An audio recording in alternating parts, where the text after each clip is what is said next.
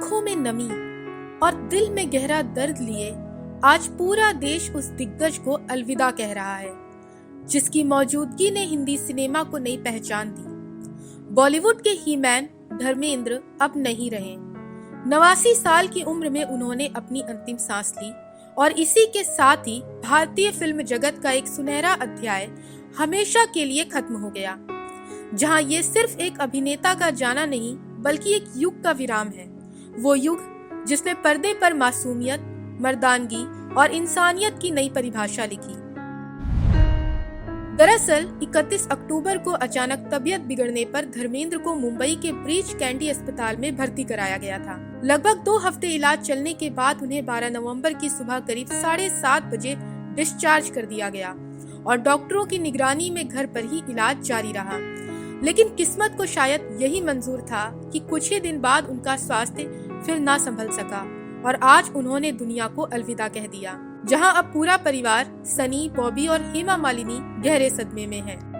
वहीं धर्मेंद्र जी के निधन ने पूरे देश को भावुक कर दिया है।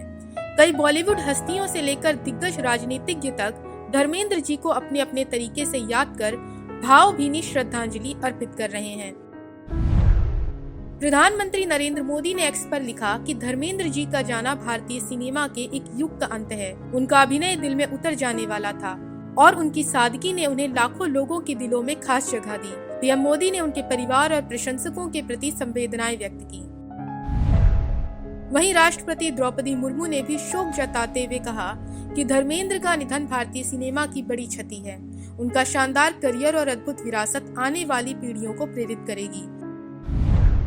इसके अलावा राहुल गांधी ने भी सोशल मीडिया पर लिखा कि धर्मेंद्र का योगदान अमूल्य है और भारतीय कला जगत ने आज एक अनोखा सितारा खो दिया।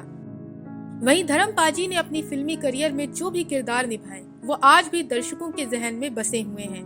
पंजाब की मिट्टी से उठकर कब वे हिंदी सिनेमा के धर्म पाजी बन गए, कुछ पता ही नहीं चला। 8 दिसंबर 1935 को पंजाब के सानेवाल गांव में जन्मे धर्मेंद्र ने बचपन में शायद ही सोचा होगा कि एक दिन वे भारतीय सिनेमा के सबसे चमकते सितारे बनेंगे। उनके लिए मुंबई आना आसान नहीं था। उनके पास ना घर था, ना पहचान, ना सहूलियतें, लेकिन संघर्ष उनकी मिट्टी में लिखा था। छोटे छोटे काम से शुरुआत कर उन्होंने खुद को उस मुकाम तक पहुंचाया जहां हर कलाकार पहुंचने का सपना देखता है। वहीं 1960 में उन्होंने फिल्मी जगत में जो शुरुआत की तो फिर उन्होंने पीछे मुड़कर कभी नहीं देखा। धर्मेंद्र ने 1960 में दिल भी तेरा हम भी तेरे से फिल्मी सफर शुरू किया, लेकिन सिनेमा के पटल पर उनका उजाला 60 के दशक के मध्य में फैलना शुरू हुआ, जब आई मिलन की बेला, फूल और पत्थर और आए दिन बहार के जैसी फिल्मों ने उन्हें रातों रात सुपरस्टार बना दिया। एक्शन में उनकी पकड़ इतनी मजबूत थी कि इंडस्ट्री ने उन्हें ही मैन का खिताब दे दिया, जो आज भी उनके नाम के साथ उतनी ही शिद्दत से जुड़ा है। वहीं लगभग 65 साल लंबे करियर में उन्होंने 300 से भी ज्यादा फिल्मों में काम किया और अपने हर रूप से दर्शकों का दिल जीता। शोले से वीरू, चुपके चुपके का उनका मासूम रोमांटिक अंदाज, मेरा गांव मेरा देश का उनका तीखा स्वभाव, हर किरदार में वे ऐसे उतरते थे जैसे वो कहानी उनके लिए ही लिखी गई हो। इसके अलावा यमला पगला दीवाना जैसी फिल्मों से उन्होंने साबित किया कि उम्र बढ़ने से जज्बात नहीं बूढ़े होते हैं। हाल ही में वे शाहिद कपूर, कृति सेनन की फिल्म तेरी बातों में ऐसा उलझा जिया में नजर आए और एक बार फिर फैंस को चौंका गए।